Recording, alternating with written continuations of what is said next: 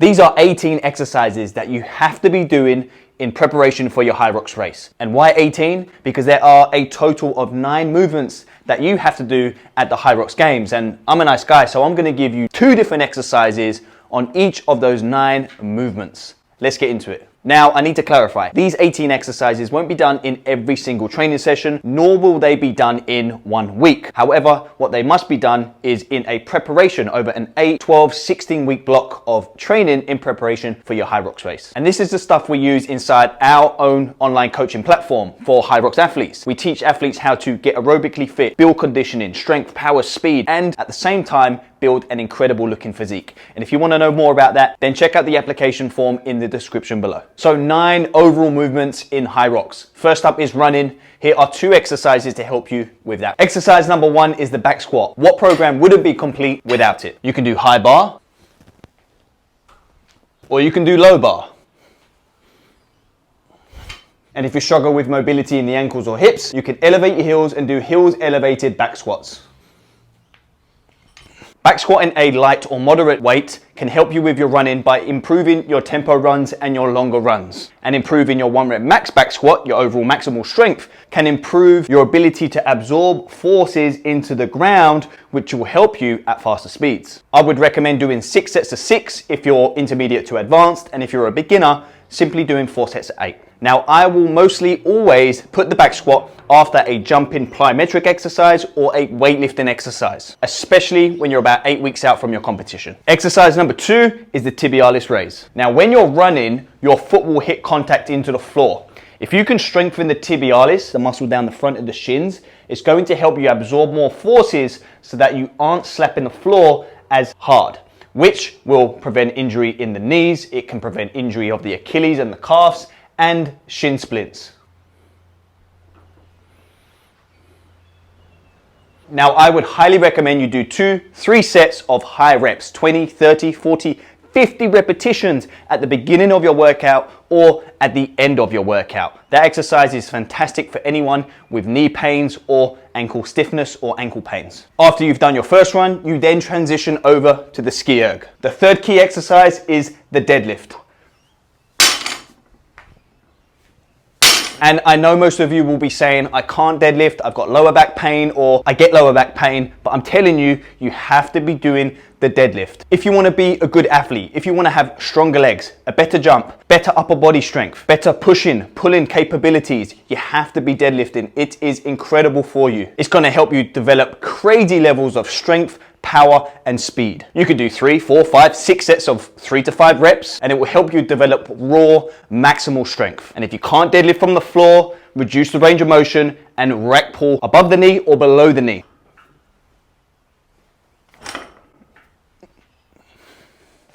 And if you want to get fancy, you can even play with the grip position and go to a snatch grip. Now, obviously, start light, but over time, get lower and lower and work towards the bottom position. Do it on the floor. That's when you're going to get the most bang for your buck. And it's a deadlift, guys. So please make sure you pull from a dead stop. Once you put it on the floor, take a second or 2 and then pull the bar back up. Make sure you have a deadlift in your program once every 2 to 3 phases. And the 4th exercise to help you with that SkiErg is the tricep dip.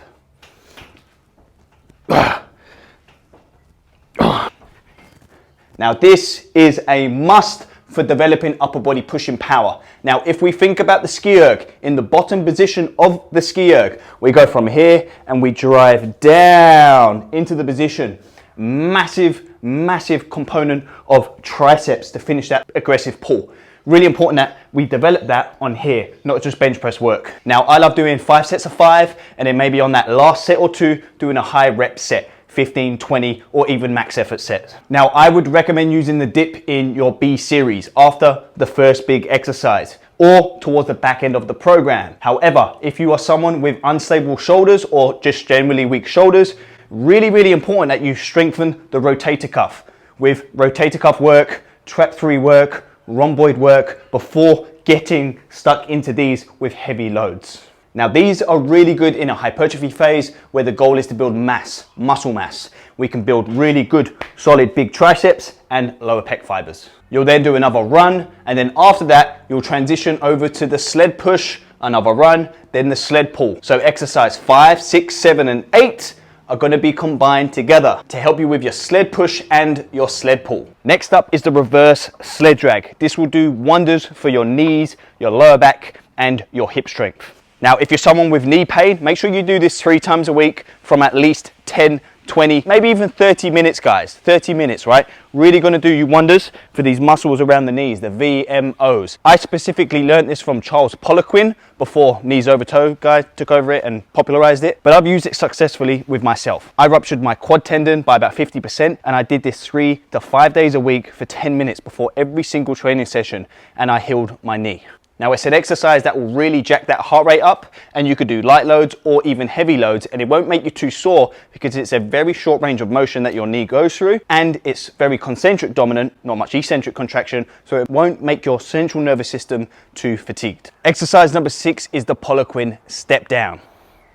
Now, this exercise will specifically target your VMO, the vastus medialis oblique. This muscle is really, really critical for knee health. It crosses and helps stabilize that knee joint, the only quad muscle that crosses that knee joint by itself. Now, runners typically have very weak VMOs in my experience. Really important that you work on this exercise 15, 20, 30 reps because it's a very short range of motion. You want to do those high reps. Don't increase the step height too high. You want to work about 4 to 6 inches in range of motion because that's where that VMO is going to be most activated. Vary the exercise with dumbbells, cables, and barbells. Exercise 7 to help your sled drags is a seated rope pull. This is really going to do you wonders for your grip strength. And because you're sitting on the floor, there's no use of the lower body. So it's very upper body dominant. It will help you build good torso strength, forearm and bicep strength. Exercise number 8 is a must if you are competing in the Hyrox, and it's the neutral grip chin up. The neutral grip on the hand will put more tension through the biceps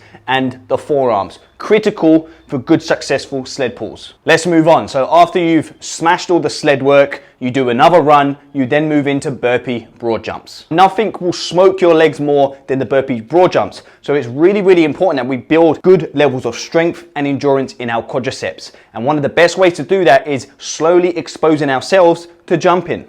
Exercise number 9 are hurdle hops. Pop, pop, pop, pop, pop, pop.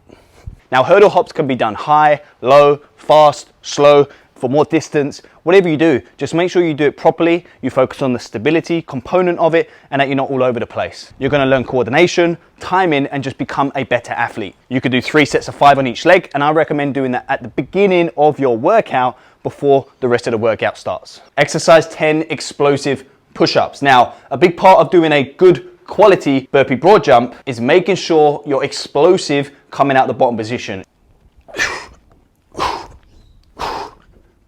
There are ways to make that easier. Use a band to get assistance, or there are ways to make it harder by elevating your feet or using band tension. Another run, then you're onto the rower.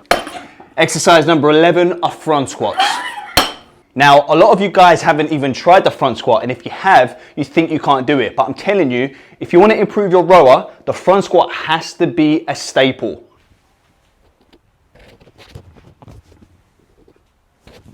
Now, you got to think, in the bottom position of that rower, where you catch the bottom position before you pull, it's a really deep triple flexed position. That's why the front squat will do you wonders, because it will not only build mobility, strength from the bottom position of that squat power leg movement, but it will really help strengthen your lower back and your abdominals, which core really, really important for the rower as well. You could do anywhere between 3 to 8 sets of 3 to 6 reps. Start light, and if you need to work on the position and the mobility, simply add a pause in the bottom position and then drive back up. Make sure you front squat every 1 to 2 lower body workouts. Exercise number 12 to help you with your upper body pulling is the dumbbell row. Now, use this dumbbell row in your B series to develop single arm strength. Really, really important part of doing a solid pull on the rower. You'll get a pump in your arms and your back, and if you use it in a hypertrophy phase, you'll develop some really good solid muscle. Another run, then you're onto the farmer carries. So exercise number 13 is really going to help you develop good grip strength and help you get comfortable with holding a static posture when you're doing the farmer carry. And this is the farmer carry, but with a heavy weight, single arm. Now, the key is to use a heavy dumbbell, and keep your walk as natural as possible. Two options, hand can go here or the hand can go here, as straight and as controlled as possible for anywhere between 30 to 60 seconds. Actually, this is quite good as well, walking backwards. It's really going to do you wonders for your grip, posture, your back strength, and your core. So when you go two dumbbells, it's going to be way easier. Another incredible exercise that you can do to help your farmer carry and strengthen your grip is the snatch. Now, the snatch is a fantastic global athletic exercise. With the wide grip, it will really help you develop good grip strength, but also develop strength and power throughout the whole body. Now, you'll have a few options. You can do a power snatch, you can do a full snatch, or you can do a hang snatch, depending on your level of athlete that you are and your experience in the gym. Hell, you can even use a dumbbell snatch or a kettlebell snatch if you don't have adequate levels of mobility and shoulder health. I would recommend doing anywhere between 4 to 6 sets of 1 to 3 reps. We are almost there. After that penultimate run, we then have the sandbag lunges. Now, this is an incredible exercise to help develop unilateral strength, improve mobility, and single leg strength and power. It's the front foot elevated split squat. Really going to do you wonders for building unilateral strength and balance between both legs. Really important for running, but like I said, really important for those sandbag walking lunges. This is something that I program for all of my athletes, whether they're Hyrox or other sports. Now, you can scale the front foot elevated split squat by both feet flat on the floor, or rear foot elevated, or raising the front foot higher, using tempos, using pauses, using quarters. Exercise 16 is a dumbbell walking lunge. Now, this makes total sense. You've got to get used to doing dumbbell walking lunges if you're going to have a sandbag on the back of the shoulders, which is why having a barbell and going heavy will do you wonders. There is a big difference between having dumbbells in each arm and having a bar on the back of the shoulders. The bar on the back of the shoulders is going to tax your posture and make you have to work a lot harder. So make sure you practice those. Finally, you've made it to your last run. You then move on to the final station of your Hyrox competition, the wall balls. Now, before we get stuck into exercise 17 and 18 to help you with your wall balls, I've got a bonus exercise for you right at the end. So stay tuned and make sure you watch right to the end. So exercise 17, it looks really technical. It looks really difficult, and a lot of you may not want to do it, but you have to. It's the clean. If you want to be a good Hyrox athlete, you want to develop strength, power, speed, timing, coordination, and develop your skill and mobility, the clean has to be in your program. Now, obviously, you don't have to start heavy, just start with the bar. But as you develop your mobility and your positions, start lifting a heavy weight. It's going to do you wonders for your overall athleticism. Now, if you can't do a full clean, do a power clean or do a hang clean. Even do a kettlebell or a dumbbell clean. Now, I would recommend doing this first in your exercise priority order because it requires lots of strength, lots of power, and lots of coordination. Now, exercise 18 to help you with your wall balls is the push press. Now, that can be done from the front and it can be done from the back. Now, because you're using a counter movement from those legs, it's going to help you develop power from the legs through the core, through the trunk, and out into the upper body, which is critical for a good, successful wall ball. Now, I would recommend doing 3 to 5 sets of 3 to 5 reps, trying to work as heavy as you can, and combine front and behind over a 12 to 16 week phase. Now, it's not common for Hyrox athletes to train their posterior chain, the calves, the hammies, the glutes, the lower back. But this bonus exercise is a must. It's the Hyrox curl.